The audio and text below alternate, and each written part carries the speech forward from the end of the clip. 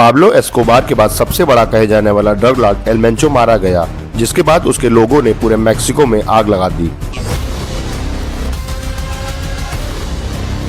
El Mencho एक Mexican drug Lord जिसने 2010 में सीजीएनजी नाम का एक ड्रग कार्टेल बनाया, जो कि कुछ ही समय में इतना बड़ा हो गया कि आज उसके पास खुद की मिलिट्री है, जो किसी इंटेल एजेंसी की तरह ऑपरेशन तक कैरी आउट कर सकती है। इसने ग्लोबल पावर के नाक में दम कर रखा था, क्योंकि इसका मास नेटवर्क यूएस से लेकर यूरोप तक हर जगह ड्रग सप्लाई करता था।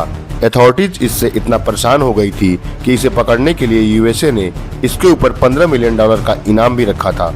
कई साल बीत गए लेकिन ये हाथ नहीं आया। फाइनली 22 फरवरी 2026 को मैक्सिकन मिलिट्री के ऑपरेशन में ये घायल हुआ और इसकी जान चली गई।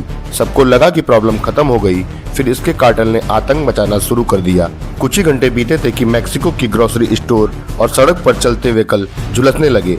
एक एक करके गैस स्टेशन को जलाया जाने लगा और हद तो तब हो गई जब इन लोगों ने इंटरनेशनल एयरपोर्ट हाईजैक कर लिया और अब मैसेज डालकर वार्निंग इशू कर दी कि कोई भी सड़क पर घूमता दिखा तो वही मार देंगे, फिर चाहे वो इनोसेंट ही क्यों न हो।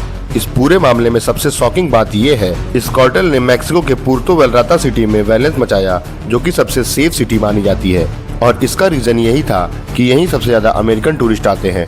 इन कार्टेल का टारगेट भी वही लोग हैं, क्योंकि एल मेंचो को टेक डाउन करने का पूरा सपोर्ट यूएस ने दिया था। यूएस सिटीजन की जान सीधे खतरे में दिख रही है, लेकिन वहाँ ट्रम्प ने क्रेडिट लेना शुरू कर दिया। वही चाइल्डिश ट्वीट डालने लगे कि वे आर विनिंग टू मच, जिसमें मैक्सिकन एम्बेसी ने तुरंत कवर अप किया और कहा कि ये यूज काम हमने किया है, क्रेडिट हमारा है। अब देखो काम किसी ने किया हो, लेकिन एक बात तो साफ है कि मैक्सिको में सिचुएशन और खराब होने वाली है। 4 महीने में होने वाला फीफा वर्ल्ड कप अब कैंसिल होता दिख रहा है। और क्या आपको पता है ईरान में भी कुछ होने वाला है, क्योंकि यूएस की वर्ल्ड थर्ड मिलिट्री अब वहां जमा हो गई है।